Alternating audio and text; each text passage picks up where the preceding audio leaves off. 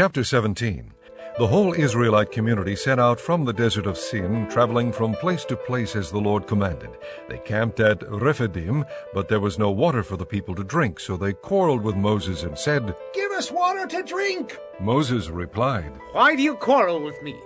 Why do you put the Lord to the test?" But the people were thirsty for water there, and they grumbled against Moses.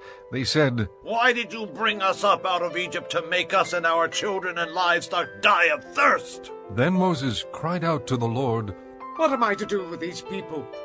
They're almost ready to stone me." The Lord answered Moses, Walk on ahead of the people. Take with you some of the elders of Israel, and take in your hand the staff with which you struck the Nile, and go. I will stand there before you by the rock at Horeb. Strike the rock, and water will come out of it for the people to drink."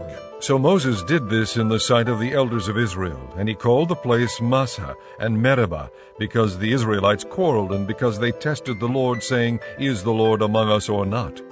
The Amalekites came and attacked the Israelites at Rephidim.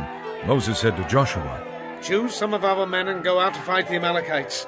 Tomorrow I will stand on top of the hill with the staff of God in my hands." So Joshua fought the Amalekites as Moses had ordered, and Moses, Aaron, and Hur went to the top of the hill. As long as Moses held up his hands, the Israelites were winning, but whenever he lowered his hands, the Amalekites were winning.